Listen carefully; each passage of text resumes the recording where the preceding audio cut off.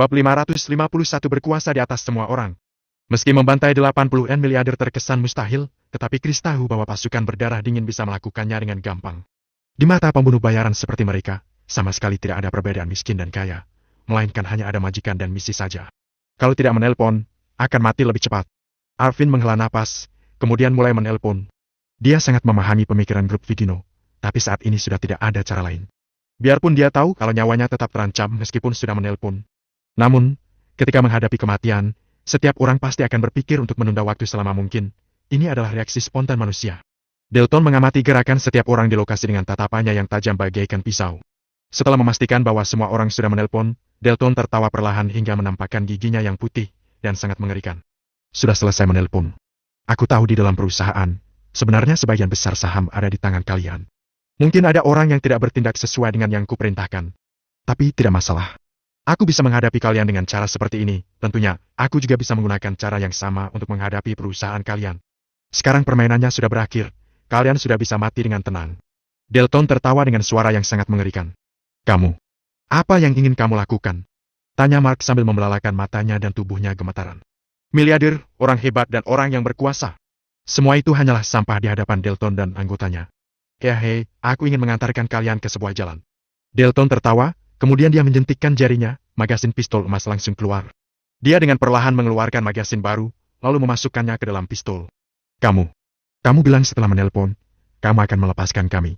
Teriak Mark. Kamu membahas peraturan dengan seorang pembunuh. Sebenarnya kamu terlalu naif, atau kamu menganggap aku bodoh. Aku tidak pernah menepati janjiku. Ujar Delton sambil tertawa dan memasukkan magasin ke dalam pistol. Krak. Magasin dipasang ke dalam pistol dan mengeluarkan suara yang sangat jelas. Suara ini seperti dewa kematian sedang membunyikan lonceng kematian, yang sontak membuat badan semua orang gemetaran. Hari semakin malam.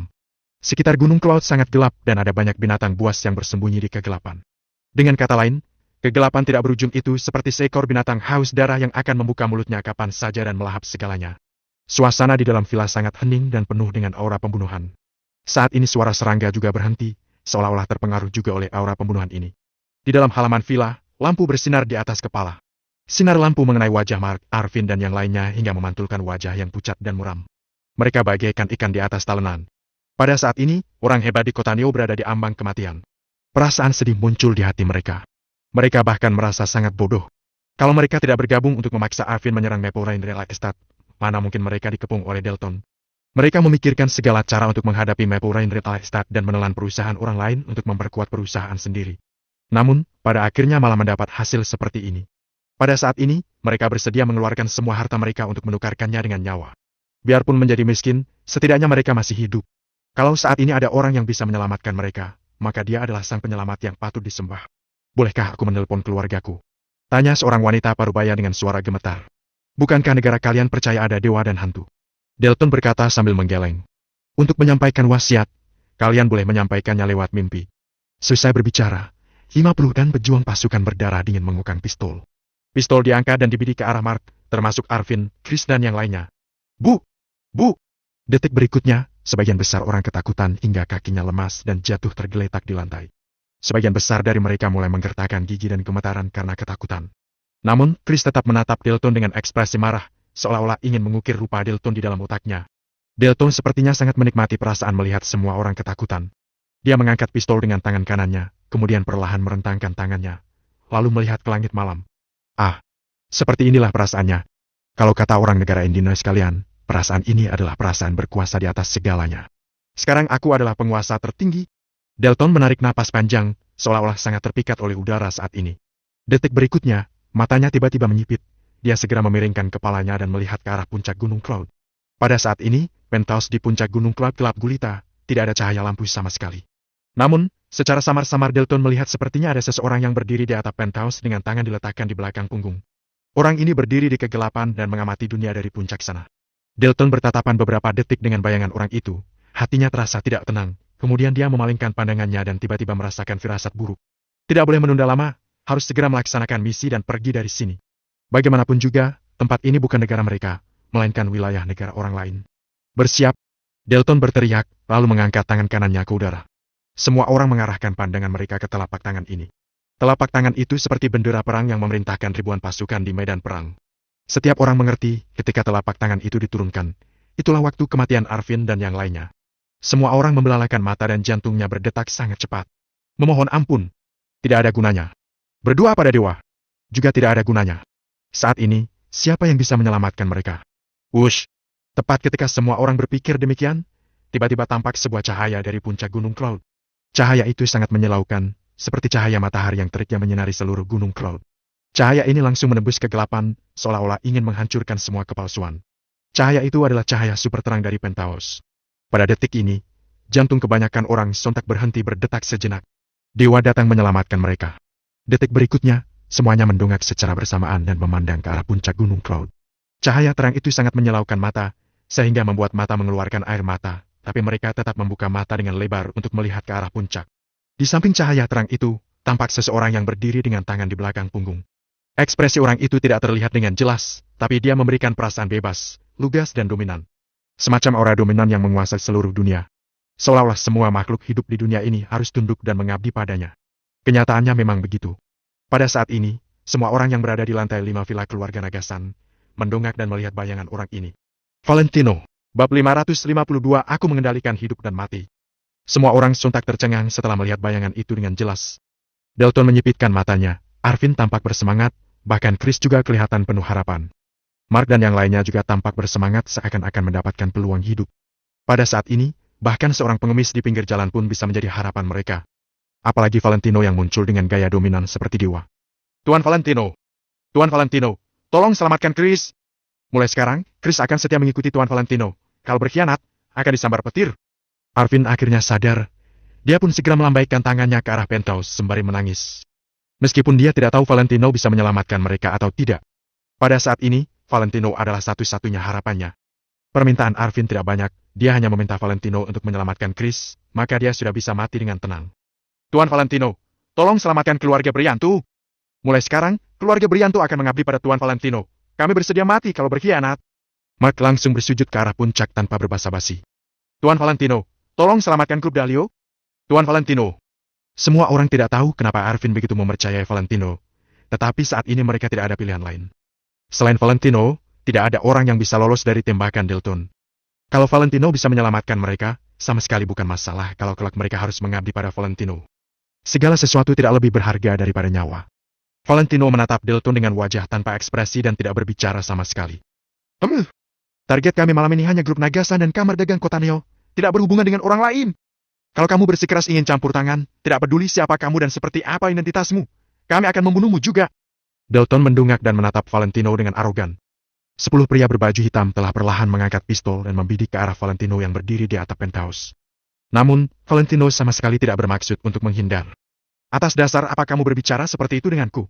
Valentino menatap Dalton sambil bertanya dengan kedua tangannya diletakkan di belakang punggung seperti seorang kaisar yang sangat berkuasa. Dalton menjawab sambil tertawa terbahak-bahak. Karena aku adalah ketua tim ke-8 dari pasukan berdarah dingin dan hari ini aku membawa 50 prajurit. Karena prajurit kami memegang 20 pistol Colt 2000 dan 30 pistol mitrailleur otomatis, serta masing-masing punya 80 peluru. Karena saat ini aku adalah raja di Kota Neo yang menguasai segalanya. Benar, karena saat ini akulah yang berkuasa. Dalton menatap Valentino sambil mencibir. Tidak ada orang yang berani membantah atau mencurigai perkataan ini. Namun, Valentino malah bertanya dengan ekspresi datar. Kamu berkuasa? Benar. Aku berkuasa. Kalau kamu pintar. Dalton mengangguk tanpa ragu. Namun, Valentino langsung menyelanya. Kamu berkuasa, aku mengendalikan hidup dan mati. Perkataan Valentino seperti dekret kaisar ini membuat semua orang tercengang. Seluruh villa Cloud menjadi hening. Cahaya bulan juga terlihat agak tidak stabil, seolah-olah ditakuti oleh aura dingin di belakang Valentino. Bahkan Dalton yang sudah terbiasa dengan pembantaian, saat ini dia juga terkejut melihat aura dominan dari Valentino. Detik berikutnya, Dalton tampak kesal dan amarahnya pun melonjak. Dia merasa keagungannya ditantang oleh orang lain. Dia tidak mengizinkan hal seperti ini terjadi. Kamu mengendalikan hidup dan mati. Atas dasar apa? Seharusnya aku. Aku tidak hanya berkuasa, aku juga mengendalikan hidup dan mati. Namamu Valentino.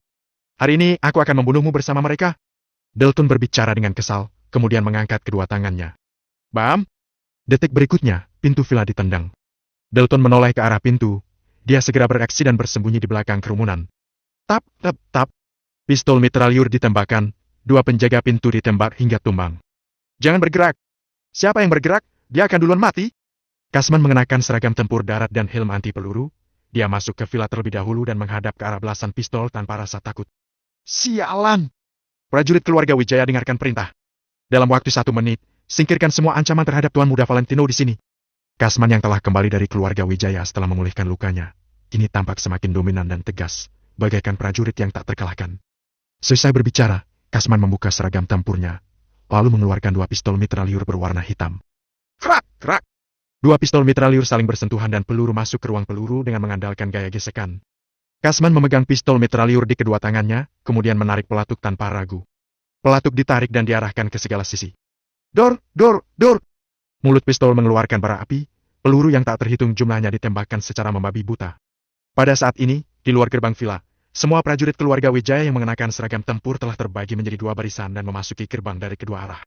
Gerakan mereka sangat cepat dan ganas. Begitu masuk, mereka tidak berbasa-basi, melainkan langsung mengangkat pistol mitraliur, membidik puluhan pasukan berdarah dingin, kemudian menembak. Hingga saat ini, Dalton baru sadar, dia berteriak dengan mata terbuka lebar. Siap bertempur! Siap bertempur! Kumpulkan tenaga untuk menyerang.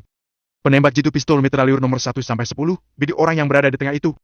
Dalton tahu untuk menyerang pemimpin terlebih dahulu untuk melemahkan kekuatan mereka, jadi dia segera menjadikan Kasman sebagai sasaran utama. Dor! Dor! Dor! Bilg! Bilg! Bilg! Suara tembakan memenuhi seluruh villa. Arvin dan yang lainnya tercengang hingga tidak bisa berkata-kata. Segera setelah itu, mereka segera mundur dan masuk ke dalam villa karena takut tertembak, kemudian bersembunyi di balik pintu sambil melihat kondisi pertempuran di luar. Saat ini kondisi di halaman villa sangat kacau. Belasan pasukan berdarah dingin yang memegang pistol mitraliur tiba-tiba mengarahkan pistol ke arah Kasman. Namun, prajurit keluarga Wijaya tidak memberikan mereka kesempatan. Saat ini, Kasman adalah tulang punggung semua prajurit keluarga Wijaya. Dia adalah inti dari para prajurit, mana boleh dilukai oleh orang lain. Jadi, begitu membidik Kasman, pasukan berdarah dingin langsung ditembak oleh prajurit keluarga Wijaya. Namun, peluru tidak memiliki mata. Tetap ada peluru yang tertembak mengenai Kasman. Ada peluru yang mengenai kaca helm anti-peluru sampai timbul percikan api dan ada banyak peluru yang mengenai badan Kasman. Kasman berhenti sejenak, tetapi segera setelah itu, dia mulai menembak dengan semakin ganas, badan pistol mitraliur bergetar dan peluru ditembakkan. Hah? Sialan! Baju anti-peluru segala arah ini sangat praktis. Kasman tertawa lebar. Dia mengangkat pistol, kemudian menembak secara horizontal hingga 8 pasukan bayaran tumbang dalam sekejap. Suara tembakan bergema di seluruh Gunung Cloud hingga sangat jauh. Ada banyak orang yang terbangun, kemudian berlari ke jendela dan melihat ke arah Villa Cloud. Suara tembakan berasal dari tempat itu. Bab 553 menepati janji. Angel yang telah bermimpi buruk dengan cepat mengeluarkan ponselnya dan menelpon Valentino. Jangan khawatir. Aku akan berada di sana tepat waktu untuk menghadiri pesta ulang tahun nenek besok. Setelah Valentino berkata secara singkat, dia langsung menutup telepon tanpa menunggu Angel bertanya lebih lanjut. Angel berdiri di depan ambang jendela sambil memandangi lampu-lampu Gunung Cloud yang menyilaukan, seolah-olah dia masih bisa melihat Valentino. Meski hatinya merasa khawatir, tetap ada lebih banyak kepercayaan. Dia percaya bahwa apa yang dijanjikan Valentino padanya pasti akan Valentino tepati. Di lantai 5 Villa Cloud, 1 menit telah berlalu dan 50 pasukan berdarah dingin telah dijatuhkan ke lantai. Senjata di tangan mereka juga dilucuti oleh orang-orang Kasman. Sedangkan orang-orang Kasman dan para tentara keluarga Wijaya tidak terluka parah dalam pertarungan ini, karena mereka dilindungi oleh pelindung tubuh khusus dari keluarga Wijaya. Kalau terluka pun hanya luka kecil saja, sama sekali bukan masalah besar. Menghadapi keterampilan Valentino, Arvin dan Mark, termasuk Louis, semuanya terkejut sampai tidak tahu mesti berkata apa. Akhirnya mereka melihat kemampuan Valentino yang sesungguhnya. Chris memang telah melihat banyak adegan seperti itu, tetapi saat ini bawahannya tidak ada di sini. Valentino mengirim orang untuk menyelamatkan mereka, hubungan persahabatan ini sangat berharga. Ini namanya habis gelap terbitlah terang. Bahkan Dalton yang hanya dalam 1 menit telah dipukuli sampai babak belur pun sangat terkejut melihat semua ini. Dari awal hingga akhir, pistol emas di tangannya sama sekali tidak memiliki kesempatan untuk menembak. Katakan padaku, siapa yang ingin mati? Kata Valentino dengan ringan, seolah-olah suara dewa turun dari langit. Suara itu bergema di telinga semua orang. Dalton terdiam sambil menundukkan kepalanya sedikit, lalu tiba-tiba mengulurkan tangan untuk mengangkat pistolnya dan mengarahkannya ke Valentino. Lihatlah sisi kiri jantungmu, kata Kasman sambil tersenyum dingin. Dalton terkejut lalu tanpa sadar melihat ke bagian kiri tempat jantungnya berada. Saat ini, di bagian itu terdapat sebuah titik berwarna merah yang menunjuk jantung Dalton. Setet. Saat ini, Dalton dan Chris sama-sama menarik napas sambil membelalakan mata. Brengsek! Hebat sekali kamu, Valentino. Kamu mendatangkan seorang ahli penembak jitu? Seru Chris. Bagi orang-orang seperti Dalton dan Chris yang berurusan dengan senjata sepanjang hari, tentu saja saraf mereka sangat sensitif. Dengan melihat titik merah itu, mereka langsung mengetahui bahwa itu adalah senapan sniper yang dilengkapi dengan sinar inframerah. Saat ini, Dalton sedang dibidik oleh senapan sniper. Tidak ada yang berani meragukan betapa dahsyatnya kekuatan senapan sniper yang dapat membunuh dengan satu tembakan. Dalton yang sedang dibidik oleh senapan sniper tidak berani bergerak dan hanya berani memicingkan mata sambil mencari lokasi sniper itu. Senapan sniper otomatis M99 memiliki jangkauan efektif 1.500 meter dan kecepatan tembak awal 800 meter per detik. Dalam 2 detik, kalau jantungmu tidak hancur atau kepalamu tidak bocor, maka jangan panggil namaku. Ucap Kasman sambil melihat Dalton dengan tatapan penuh makna. Tidak mungkin! Kalian para orang negara Illinois tidak mungkin memiliki senjata yang begitu kuat. Dalton sama sekali tidak mempercayainya. Kasman mencibir dan berkata, kekuatan negara Illinois melampaui apa yang bisa kamu bayangkan? Dalton terdiam, sepertinya dia sudah pasrah dan perlahan-lahan meletakkan pistolnya. Namun, di detik berikutnya, Dalton mengangkat pistolnya secepat kilat dan langsung menembak ke arah puncak gunung. Bang! Sebutir peluru melesat melewati bahu Valentino, tapi Valentino tidak bergerak. Duar! Duar! Duar! Peluru melesat keluar dari moncong senapan Kasman, serangkaian tembakannya langsung membunuh Dalton. Kali ini, Valentino tidak menghentikannya. Jika orang seperti Dalton dibiarkan hidup, dia pasti akan membalas dendam dengan cara yang lebih kejam. Pada saat ini, pasukan berdarah dingin telah benar-benar musnah. Kalau kelak sampai diselidiki secara detail oleh pasukan berdarah dingin dan ketahuan siapa pelakunya, mereka pasti akan datang untuk membalas dendam. Namun, sekarang adalah sekarang dan nanti adalah nanti. Yang terpenting adalah selesaikan masalah di depan mata terlebih dulu. Sekujur tubuh Dalton terkena peluru yang tak terhitung jumlahnya, darah menyembur keluar dari mulutnya dan kemudian jatuh ke lantai dengan mata terbelalak. Mati dengan tidak tenang. Dengan jatuhnya Dalton, anggota terakhir dari pasukan berdarah dingin pun menghilang. Semua bahaya pun telah sirna. Brengsek! Kakak, kenapa kamu tidak menggunakan penembak jitu saja? Tanya Chris dengan sangat bingung. Kasman melirik Chris dan berkata, apakah menurutmu semudah itu untuk merekrut penembak jitu? Setelah kata-kata ini selesai diucapkan, seorang tentara keluarga Wijaya di belakang kerumunan mengulurkan tangan dan melemparkan sebuah senter laser inframerah. Alat bidikan ini sama persis dengan bidikan senapan sniper, dengan kata lain bisa dengan mudah dipalsukan. Chris melihatnya dengan ekspresi bingung dan setelah terdiam selama beberapa detik barulah berkata, luar biasa! Aku belajar trik lain lagi. Dalam peperangan boleh saja memakai trik licik. Tuan Muda Valentino. Kasman membawa para tentara keluarga Wijaya untuk memberi hormat kepada Valentino. Valentino memandang Kasman dengan senyum di bibirnya dan bertanya, lukamu sudah sembuh? Kasman mengangguk cepat dan menjawab, metode penyembuhan keluarga Wijaya sangat canggih, jadi itu bukan masalah besar.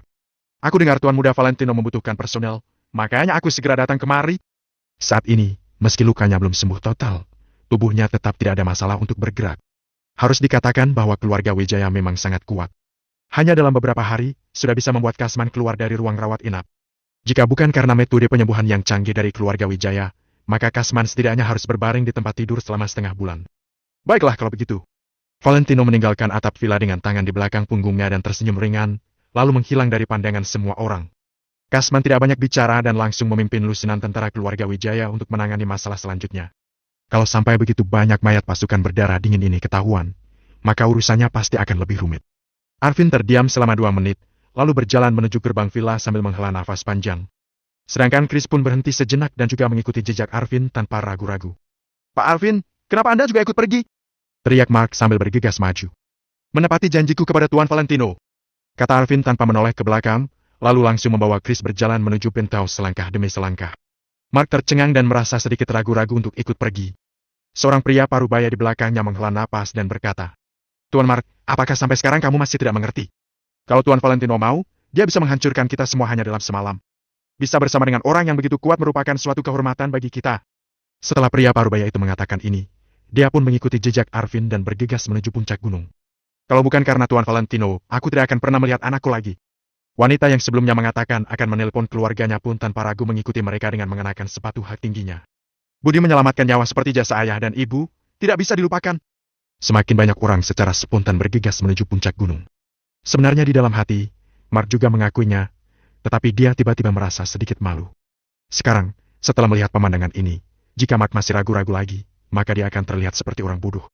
Ayah, kita dari keluarga Brianto juga harus mengakui Valentino. Bukan, maksudku Tuan Valentino. Ucap Louis dengan wajah pucat dan suara yang kecil. Kakinya masih berdarah tanpa henti, tidak lama lagi dia akan pingsan karena kehilangan banyak darah. Aku akan membawamu ke rumah sakit dulu. Lalu, aku akan menebus kesalahanku pada Tuan Valentino. Mark tampak sangat khawatir. Serahkan saja pada aku. Kasman melangkah maju untuk menyambut Louis. Kalian, Mark sedikit gugup. Bab 554 hanya akan mengikuti Tuan Valentino. Mereka yang bersedia mengikuti Tuan Muda Valentino adalah orang-orang kita. Jangan khawatir. Aku jamin dia baik-baik saja. Kasman menjawab dengan ringan dan kemudian meminta orang membawa Louis untuk diobati. Baiklah. Terima kasih. Mark tidak ragu-ragu lagi. Setelah melirik ke penthouse, dia membulatkan tekadnya untuk bergegas menuju lantai atas. Arvin dan Chris serta 70 anggota kamar dagang yang tersisa datang ke penthouse bersama-sama. Saat semua orang tiba di depan gerbang villa, mereka tidak berani melangkah maju lebih dekat dan hanya berdiri di tempat. Belasan petinggi terkenal di Kota Neo ini merupakan orang terpandang. Sebagai anggota dari kamar dagang Kota Neo, mereka semua dihormati oleh banyak orang. Namun pada saat ini, orang-orang ini seperti seorang bawahan yang ingin bertemu dengan bos mereka dengan ekspresi penuh harapan dan sedikit gelisah di wajah mereka. Arvin yang ragu-ragu sejenak, akhirnya membuka mulut dan berkata, Tuan Valentino, kami mohon untuk bertemu. Tuan Valentino, kami memohon agar bisa bertemu dengan Tuan Valentino. Teriak semua orang di belakangnya. Tidak peduli pria atau wanita dan berapa umur mereka, semuanya berteriak dengan sangat hormat. Setelah beberapa saat di atas tanah kosong di hadapan semua orang, tiba-tiba muncul sebuah bayangan yang sangat panjang. Itu adalah bayangan yang terpapar oleh cahaya lampu villa dan sosok Valentino juga muncul kembali di atap villa. Valentino menatap kerumunan dengan tatapan merendahkan. Valentino memang memandang mereka semua dengan tatapan merendahkan, tapi tidak ada satu pun dari mereka yang tidak puas. Sebaliknya mereka merasa itu memang sudah seharusnya. Bu! Detik berikutnya, Arvin berlutut dengan bunyi gedebuk kencang dan bersujud kepada Valentino. Terima kasih Tuan Valentino telah menyelamatkanku. Bu! Bu! Segera setelah itu, bunyi gedebuk dari belasan orang di belakangnya yang berlutut satu demi satu itu terdengar seperti suara sedang memasukkan pangsit. Chris menggertakkan giginya dan memilih untuk berlutut dengan satu lutut. Terima kasih atas budi Tuan Valentino. Teriak semua orang dengan penuh hormat. Hanya pada saat menghadapi kematian barulah manusia bisa mengerti betapa berharganya kehidupan itu. Di hadapan kehidupan, semua yang disebut dengan martabat, kehormatan, status dan kekayaan bukanlah apa-apa. Perasaan ini lebih tepat untuk orang-orang seperti Arvin yang baru saja melewati gerbang neraka. Jika bukan karena Valentino, mereka semua pasti sudah menginjak jembatan reinkarnasi. Mana mungkin mereka masih punya kesempatan untuk berlutut di depan Valentino. Jadi mereka juga merasa sudah seharusnya berlutut di depan Valentino. Siapa yang akan menolak satu kali berlutut diganti dengan satu nyawa? Terima kasih atas budi luhur Tuan Valentino. Kata-kata yang penuh dengan rasa hormat bergema di Gunung Cloud untuk waktu yang lama. Semua petinggi di Kota Neo pun berlutut dan berbicara dengan hormat. Betapa menakjubkannya ini. Kalau sampai ada orang lain yang melihat itu, diperkirakan akan terkejut sampai membuka mulutnya lebar-lebar. Sedangkan sebuah nama Tuan Valentino ini benar-benar meletakkan dasar bagi status Valentino di Kota Neo. Maple Rain Real Estate yang merupakan kekuatan baru di Kota Neo didapatkan oleh Valentino dengan mudah. Sementara itu kekuatan lama seperti grup Nagasan dan kamar dagang Kota Neo kini telah menyerah. Di Kota Neo, tidak akan ada lagi yang bisa menghentikan langkah Valentino. Bangunlah. Valentino melambaikan tangannya dengan santai. Terima kasih Tuan Valentino. Semua orang tidak berani membantah. Mereka pun merespons dengan cepat dan berdiri perlahan. Sedangkan Valentino berdiri tegak tanpa berbicara, tidak terlihat ada niat untuk bicara lebih dulu. Dia sepertinya sedang menunggu Arvin dan yang lainnya bicara. Tuan Valentino, mulai sekarang, grup Nagasan akan mengikuti Tuan Valentino dan bersedia menjadi bawahan Tuan Valentino. Grup Nagasan akan melakukan semua yang Tuan Valentino minta tanpa banyak bertanya. Arvin lebih dulu mengungkapkan maksudnya. Perkataan ini hanya mewakili grup Nagasan. Sedangkan pemikiran para anggota kamar dagang Kota Neo, Arvin tidak ingin ikut campur dan dia pun terlalu malas untuk ikut campur. Dia hanya tahu bahwa mengikuti Valentino adalah keputusan yang paling tepat. Tidak lama setelah Arvin selesai bicara, suasana kembali ramai. Mulai hari ini, grup Dalio akan mengikuti Tuan Valentino. Grup Rajasa hanya akan mengikuti Tuan Valentino. Grup Estro hanya akan mengikuti Tuan Valentino. Grup Samudra, grup Global Jaya, keluarga Beryantu dari Kota Neo hanya akan mengikuti Tuan Valentino. Kata-kata hormat terdengar satu persatu. Para bos besar di Kota Neo ini angkat bicara dan menyatakan kesetiaan mereka kepada Valentino. Tidak ada yang ragu sama sekali. Dari lubuk hati terdalam, mereka semua ingin mengikuti Valentino. Bahkan lebih hormat daripada saat bertemu dengan Ketua Arvin.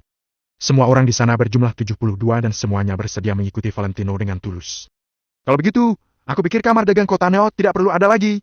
Kalaupun ada, posisi sebagai ketua harus diduduki oleh Tuan Valentino. Saran Arvin setelah melihat semua orang menyerahkan diri. Semua orang pun mengangguk, tidak ada yang keberatan. Semua terserah pada keputusan Tuan Valentino dan Pak Arvin, kami akan mengikuti, kata Mark. Bagaimana menurut Anda, Tuan Valentino? Arvin mendongak dan menatap Valentino. Kalau begitu, mari kita bentuk aliansi baru lagi. Ekspresi Valentino terlihat tenang, tetapi saat ini hatinya juga sedikit tergerak. Setelah malam ini, Kota Neo ini akan disatukan oleh Valentino. Menyatukan Kota Neo dan berada di puncak paling tinggi, kemudian tidak ada lagi yang bisa melawannya.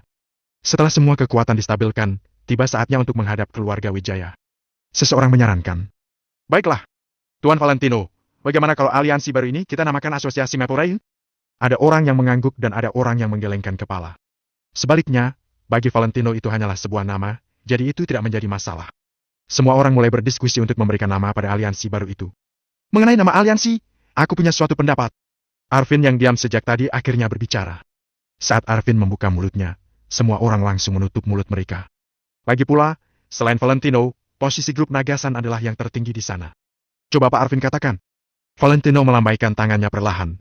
Aku pikir kata Valentino dari nama Tuan Valentino sangatlah diperlukan. Hanya dengan cara ini, kami dapat menunjukkan kesetiaan kami kepada Tuan Valentino. Selain itu, begitu aliansi dibentuk, kita pasti akan menjadi kekuatan terkuat di kota Neo. Aku juga yakin bahwa di bawah kepemimpinan Tuan Valentino, kita semua pasti akan menciptakan negara keuangan yang kuat. Kita bisa menggunakan kata kaisar dan kerajaan, digabungkan menjadi kaisar kerajaan sehingga memiliki arti yang sangat kuat. Jadi, bagaimana kalau aliansi baru kita ini dinamakan Asosiasi Valentino Empire? Kata Arvin sambil mengelus dagunya. Semua orang merenung selama beberapa detik, Mark adalah orang pertama yang berbicara. Boleh. Aku setuju. Meskipun Valentino Empire terdengar sedikit kekanak-kanakan, ikut bersama dengan Tuan Valentino juga tidak apa kekanak-kanakan sesekali, ya kan? Benar. Bersama Tuan Valentino, kita juga bisa menjadi muda kembali, pakai nama ini saja. Semua orang berkata serempak, semuanya merasa nama itu lumayan bagus. Kalau begitu pakai nama ini saja. Valentino menggelengkan kepalanya sambil tersenyum ringan, lalu mengangguk setuju. Baik. Arvin bertepuk tangan dan berkata, Asosiasi Valentino Empire telah dibentuk dan grup Nagasan adalah yang pertama bergabung. Yang kedua adalah keluarga Brianto. Kami juga ikut. 72 orang, semuanya masuk ke Asosiasi Valentino Empire. Selain itu, ini masih permulaan, Kamar Dagang Kota Neo masih memiliki 100 anggota yang akan bergabung nanti. Bab 555 nama yang menggetarkan Kota Neo. Ada Maple Rain Real Estate, keluarga Cendana, keluarga Laki, juga keluarga Kusuma serta kekuatan yang dikembangkan Valentino secara diam-diam yang akan bergabung dalam Asosiasi Valentino Empire. Mulai sekarang, mungkin tidak ada orang yang mampu mencapai setengah dari kekuatan asosiasi ini di Kota Neo. Nama Valentino Empire menggetarkan seluruh Kota Neo. Mulai dari sekarang, Kota Neo akan menghormati Tuan Valentino. Arvin berteriak kencang. Mulai sekarang, Kota Neo akan menghormati Tuan Valentino. Orang-orang ikut meneriakkan kalimat tersebut. Sejak aliansi itu didirikan, Valentino menjadi ketua asosiasi Valentino Empire. Setelah usaha beberapa waktu ini, akhirnya Valentino berhasil menduduki posisi puncak di Kota Neo. Yang terpenting adalah Arvin dan yang lainnya hanya mengakui Valentino seorang, bukan keluarga Wijaya. Inilah alasan kenapa awalnya Valentino rela merasakan penderitaan dan berusaha menaklukkan berbagai kekuatan besar di Kota Neo dengan usahanya sendiri. Sama seperti yang dikatakannya, hal-hal yang didapatkan dengan usahanya sendiri barulah miliknya sendiri. Kota Neo ditaklukkan oleh Valentino seorang, jadi tentu saja semua orang menghormati Valentino. Bahkan sepertinya, Arvin akan mematuhi semua perintah Valentino. Setelah orang-orang bubar, Arvin memimpin Chris kembali ke villa keluarga Nagasan. Saat ini, villa keluarga Nagasan sudah dibersihkan Kasman dan yang lain hingga jadi bersih sekali. Sudah sama sekali tidak ada jejak darahnya. Lihat tidak, Ayah? Biarkan para profesional melakukan hal-hal bidang mereka. Orang-orang bawahan Valentino itu bukan orang biasa. Puji Chris sambil berkeliling di dalam villa. Mereka tidak terlalu mengkhawatirkan kejadian malam ini. Jika kerjasama antar 70 lebih perusahaan yang ditambah lagi dengan kekuatan Valentino sendiri tidak mampu meredam masalah ini, lantas apa arti asosiasi itu dibentuk? Arvin melihat ke arah penthouse dengan penuh hormat. Chris, meski suatu saat nanti kalau Tuan Valentino meninggalkan Kota Neo, tetap ingatlah hari ini. Di Kota Neo ini, tidak ada orang yang dapat mencapai puncak yang telah dicapai Tuan Valentino lagi. Kata Arvin penuh arti. Mendengar itu, Chris sempat tertegun sesaat, kemudian dia berkata, Ayah, apa maksudnya? Apa Valentino akan pergi? Panggil Tuan Valentino. Teriak Arvin. Kemudian, barulah dia berkata, orang yang hebat tidak hanya akan menetap di sebuah kolam Kota Neo ini skalanya terlalu kecil. Jadi, mana mungkin langkah Tuan Valentino terhenti hanya di kota ini? Chris mengerjap-ngerjapkan matanya, lalu dia berkata, kalau begitu nanti setelah Tuan Valentino pergi, apakah aku bisa bersama Angel? Biadab. Arvin menampar putranya. Kemudian, Arvin menunjuk wajah Chris sambil memarahinya. Kalau kamu berani bersikap tidak hormat pada istrinya Tuan Valentino, maka kamu bukan lagi anakku. Setelah mengatakannya, Arvin membalikan tubuhnya sambil berjalan masuk ke rumah. Chris berdiri diam di tempat, dia bergumam. Aku hanya bercanda, aku juga takut mati kok. Di dalam sebuah kamar Presiden Suite di sebuah hotel bintang 5 di Kota Neo. Jackson, si penanggung jawab utama bagian Asia Group Global, sedang duduk sambil minum teh seorang diri. Di sampingnya ada seorang wanita cantik berusia 30-an yang mengenakan pakaian kerja profesional dan terlihat penuh aura yang sedang melayaninya dengan penuh hormat. Tuan Jackson, sisa 40 menit sebelum penerbangan Anda. Sudah saatnya kita berangkat ke bandara. Kata asisten itu sebelum melirik sekilas pada jam. Jackson menegakkan tubuhnya secara perlahan, lalu menyandarkan kepalanya di atas sofa kulit. Sepasang tangannya terulur di samping, dirinya terlihat puas. Kota Neo adalah kota yang bagus. Aku jadi tidak rela pergi dari sini, kata Jackson dengan nada menggoda sambil menyipitkan sepasang matanya. Asisten wanita di sampingnya tertegun sesaat, kemudian dia berkata dengan serius. Tuan Jackson, kalau begitu kita berinvestasi dan menetap di kota Neo. Kita beli kota Neo. Namun, Jackson malah menggelengkan kepalanya. Kalau itu cari masalah sendiri namanya. Kamu tidak tahu bahwa Valentino memiliki banyak strategi. Pendapatnya terhadap permasalahan dan kemampuannya setara dengan CEO kita. Saat membahas Valentino, tatapan Jackson jadi terlihat penuh dengan pujian. Mendengarnya, asisten wanita itu terkejut sekali.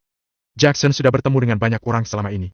Untuk orang-orang yang kedudukannya setara dengannya itu, banyak orang yang hanya berpura-pura, jarang ada teman sejati. Orang-orang digolongkan berdasarkan kelompok, sementara orang-orang itu sama sekali tidak berhak berteman dengan Jackson. Grup Global adalah perusahaan terkenal di dunia, sementara itu Jackson adalah penanggung jawab perusahaan di bagian Asia, jadi dia mengatur banyak sekali anak perusahaan. Dengan begitu, posisi Jackson bukanlah posisi yang biasa. Padahal Jackson hanya bertemu dengan Valentino sekali, tapi dia sudah memberinya penilaian yang begitu tinggi. Bahkan, dia membandingkan Valentino dengan CEO Grup Global. Hal ini, sang asisten wanita merasa hal ini sangat tidak masuk akal. Aku malah merasa, Tuan Valentino terlihat sangat biasa. Asisten wanita itu memberikan pendapatnya setelah terdiam beberapa saat. Jackson tersenyum tipis dan berkata, jadi, inilah kenapa aku bisa menduduki posisi ini, sementara kamu hanya bisa menjadi asistenku. Mendengarnya, wajah asisten wanita itu memerah. Jackson sama sekali tidak bermaksud merendahkannya. Dengan identitas Jackson sekarang, dia tidak akan melakukan hal-hal yang tidak berarti. Dia hanya mengatakan yang sebenarnya. Justru karena pemikiran Jackson sangat jauh dan dia memiliki kemampuan yang sangat hebat, makanya dia bisa menduduki posisi ini. Aku merasa Tuan Valentino lebih mirip orang yang sukses mendadak karena beruntung. Dia tidak ada bedanya dengan anak-anak orang kaya yang suka menghabiskan uang. Kalau tidak ada orang cerdas yang akan menghabiskan uang 20 triliun untuk membeli sebuah villa. Asisten wanita itu tetap tidak mengerti. Kesempatan hanya diperuntukkan pada orang-orang yang siap. Tentu saja juga harus ada sedikit keberuntungan.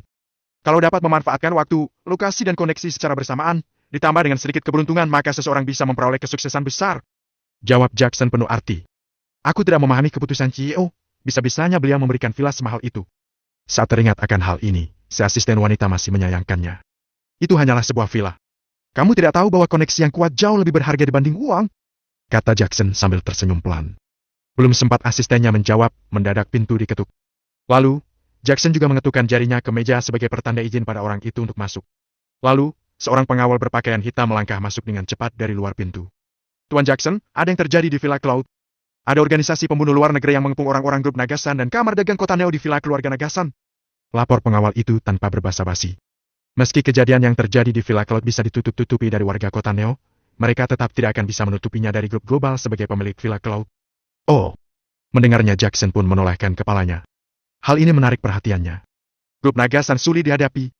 Organisasi pembunuh itu hendak membunuh Arvin dan 80 orang lainnya. Tapi saat itu, Tuan Valentino muncul. Mendengarnya, Jackson melirik sekilas pada asisten wanitanya. Dia duduk tegak sambil berkata, teruskan. Dalam waktu semenit, 50 anggota pembunuh itu dihabisi semuanya. Para bawahan Tuan Valentino memiliki kemampuan yang profesional, mereka membersihkan tempat kejadian perkara itu. Selain itu, Arvin dan yang lain juga pergi berdiskusi dengan Valentino di puncak gunung. Kami tidak tahu apa yang terjadi di penthouse. Nada suara pengawal itu rendah sekali. Namun saat menceritakan bagaimana para pembunuh bayaran itu dihabisi dalam waktu semenit, bulu kuduk